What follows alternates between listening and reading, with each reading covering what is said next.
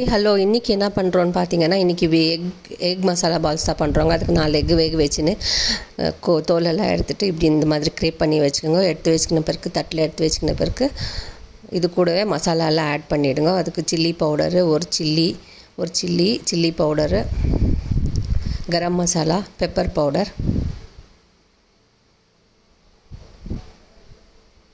கஸ்தூரி மேத்தி. நீங்கள் கஸ்தூரி மேத்தி வேண்டானாக்கா நீங்கள் கொத்தமல்லி கூட போட்டுக்கலாம் ஃப்ரெண்ட்ஸ். நான் கஸ்தூரி மேத்தி இருந்ததுனால நான் கஸ்தூரி மேத்தி போட்டேன். அதுக்கப்புறம் ஒரு வெங்காயம் குட்டி குட்டியாக நறுக்கி வைக்கணும் ஃப்ரெண்ட்ஸ். ஒரு 2 டேபிள் ஸ்பூன் அளவு வெங்காயம் போட்டுக்கோங்க. ஒன்றும் இல்லைன்னா 1 டேபிள் ஸ்பூன் அளவு வெங்காயம்.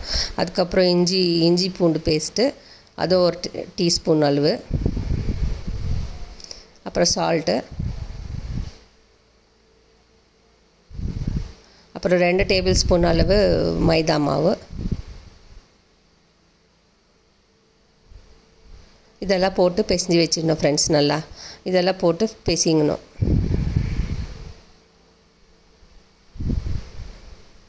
நல்லா பிசைங்க ஃப்ரெண்ட்ஸ். அந்த சின்ன சின்ன எக்கோட துண்டு பீஸுங்கெல்லாம் இருக்கும். ஸோ அதெல்லாம் நல்லா பிசைஞ்சு இந்த மாதிரி ஒரு பால் கன்சிஸ்டன்சிக்கு பண்ணி எடுத்து வச்சிடணும் ஃப்ரெண்ட்ஸ். பால் மாதிரி பண்ணி எடுத்து வச்சுட்டு இதை குட்டி குட்டி பால்ஸ் பண்ணி ஃப்ரிட்ஜில் வச்சிடணும்.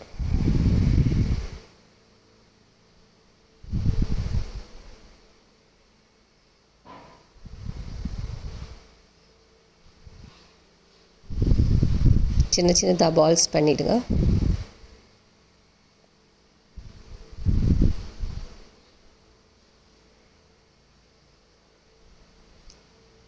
இப்போ பாருங்கள் ஃப்ரெண்ட்ஸ், இந்த சின்ன சின்ன பால்ஸ் எல்லாம் பண்ணி எடுத்து ஃப்ரிட்ஜில் வச்சாச்சு. 1/2 hour ஃப்ரிட்ஜில் வச்சு எடுத்துருங்க.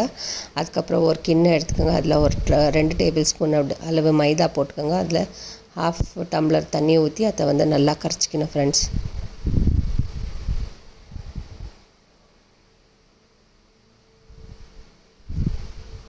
இப்போ ஸ்டவ் பற்ற வச்சு ஒரு பேன் வச்சுக்கலாம் ஃப்ரெண்ட்ஸ்.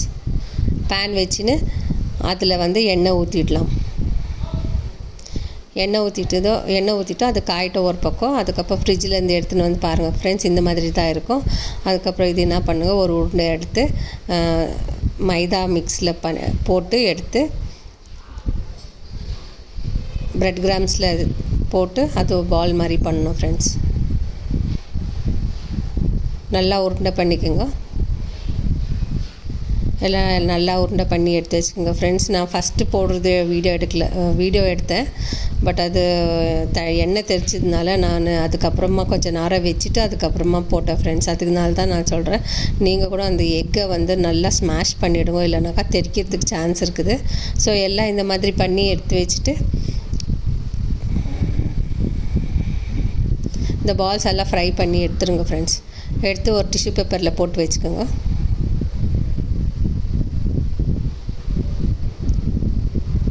இப்போ எக் மசாலா பால் ரெடி ஆகிடுச்சு ஃப்ரெண்ட்ஸ். இது கூடவே நீங்கள் டொமேட்டோ சாஸ் வச்சு சாப்பிட்லாம். குழந்தைங்களுக்கு கொடுக்குறதுனா ஒரே ஒரு டூத் பிக் எடுத்து அதில் குத்திட்டு கொடுங்க. அது ஒரு லாலிபாப் மாதிரி தெரியும் குழந்தைங்களுக்கு கொடுக்கும்போது.